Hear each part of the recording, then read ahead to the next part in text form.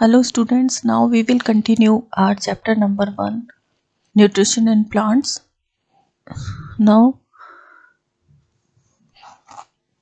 Saprophytes.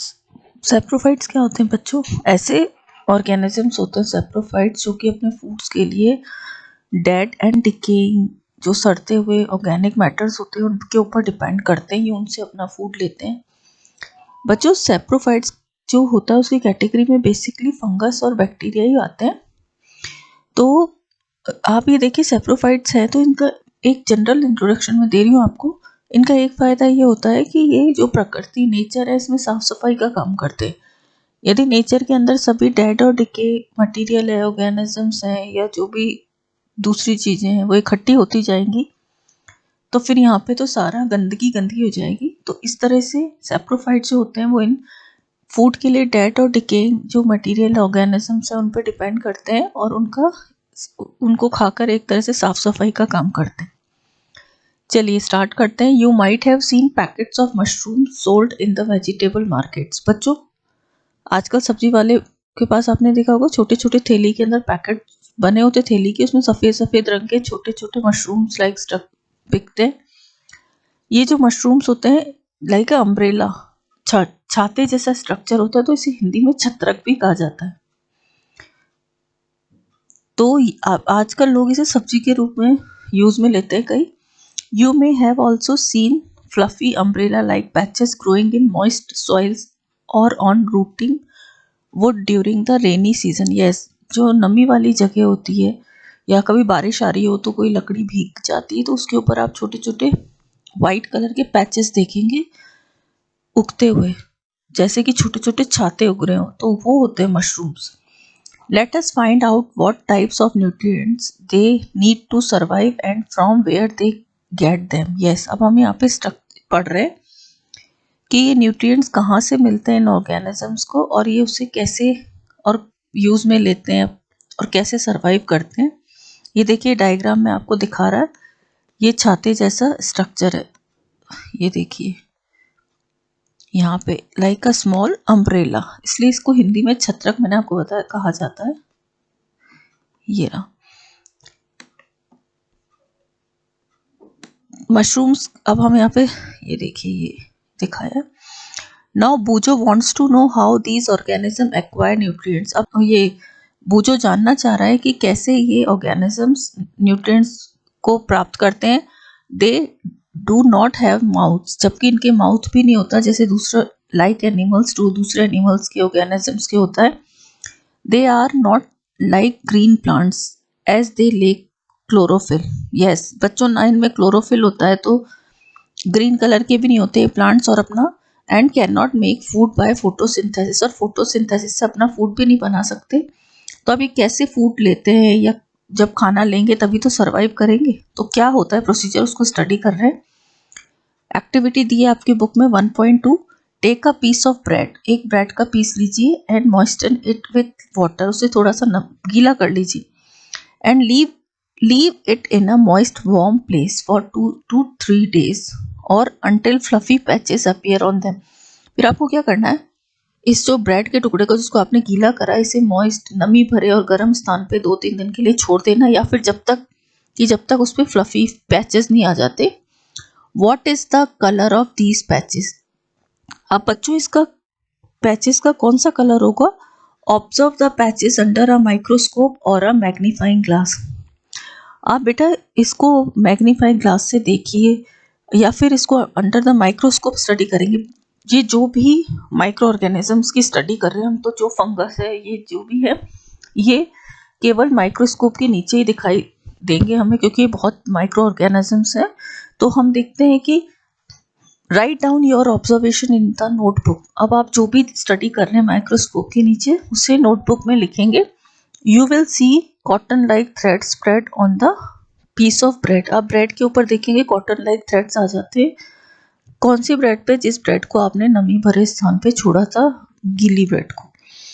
बेटा हमने study करेंगे तो हम इस पे देखेंगे कि छोटे छोटे हेयर लाइक स्ट्रक्चर आ जाते हैं इसके ऊपर, तो इन्हें क्या बोला जाता है, ब्रेड मोल्ड्स होते हैं। छोटे छोटे थ्रेड लाइक स्ट्रक्चर्स होते हैं, ये बेटा हल्के से ग्रीनिश वाइटिश टोन कलर में होते हैं।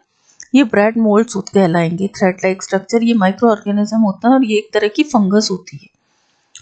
तो these organisms are called fungi, they have a different mode of nutrition. Yes बच्चों, ये एक तरह की फंगस ही होती है और इनके न्यूट्रिशन के मोड होते हैं वो डिफरेंट डिफरेंट होते हैं। मतलब ये किस तरह से पोषण प्राप्त करते हैं वो अलग अलग तरीकों से करते हैं। They absorb the nutrients from the bread, ये ब्रेड से न्यूट्रिएंट्स को एब्जॉर्ब कर लेंगे। जो थ्रेड लाइक स्ट्रक्चर है जिन्हें ब्रेड मोल्ड्स बोला जा रहा है, उन ये उसकी मदद से ब्रेड में से न्यूट्रिएंट्स को एब्जॉर्ब कर लेंगे। This mode of nutrition in which organisms take in nutrients from dead and decaying matter is called saprophytic nutrition. Yes, इस तरह के जो न्यूट्रिशन होता है जिसमें कि वो जो फूड है वो डेड और डिकेइंग मैटर से प्राप्त कर रहे हैं, उस तरह का जो न्यूट्रिशन होगा वो सेप्रोफाइटिक न्यूट्रिशन कहलाएगा बेटा। और इस तरह के जो ऑर्गेनिजम्स होते हैं वो सेप्रोफाइट्स कहलाते हैं। Such organism with saprophytic mode of nutrition are called saprotopes. इस तरह के जो ऑर्गेनिज्म हो गए जो इस तरह का न्यूट्रिशन करते हैं वो क्या कहलाएंगे? सेप्रोट्रोप्स कहलाते हैं।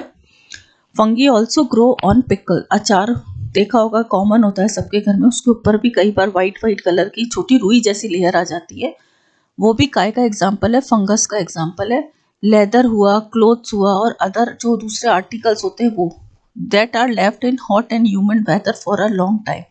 यदि इन सब चीज़ों को हॉट और नमी भरे स्थान पर छोड़ दिया जाता है लंबे समय के लिए तो उसके अंदर फंगस ग्रो कर जाती है।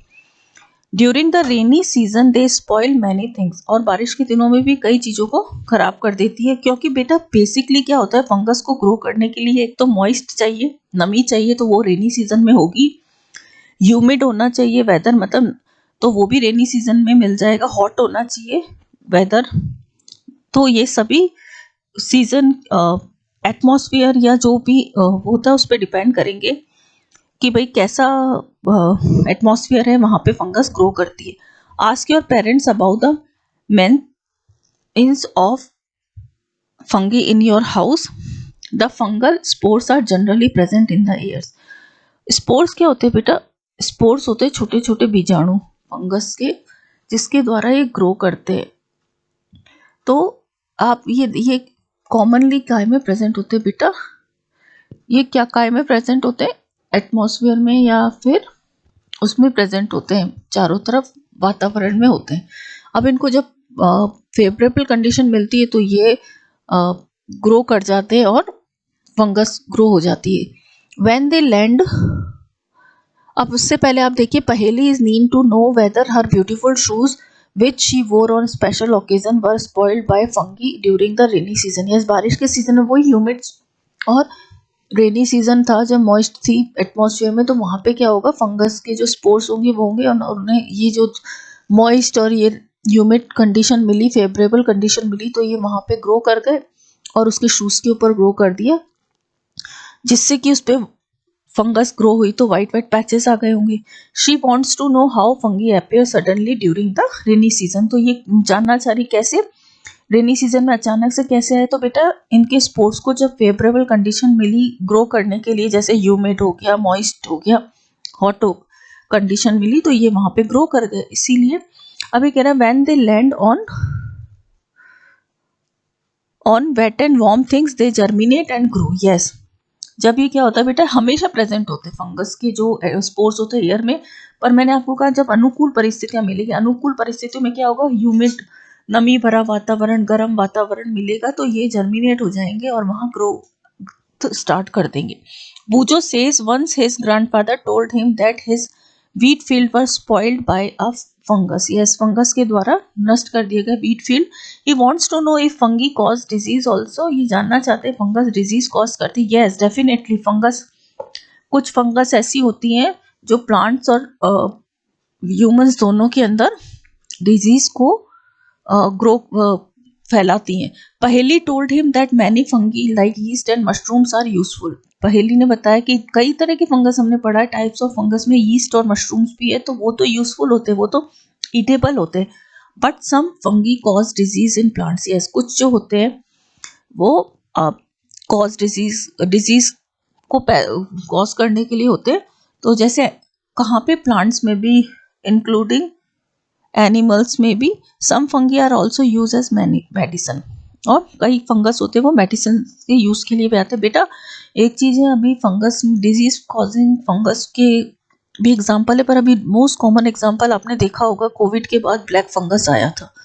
तो वो ब्लैक फंगस जो डिजीज थी वो एक फंगस के द्वारा ही हुई थी। तो ये आप ध्यान में रखिए कि कई फंगस अच्छे भी है, तो कई फंगस बेकार भी होते हैं। तो इस तरह से डिफरेंट टाइप के फंगस है।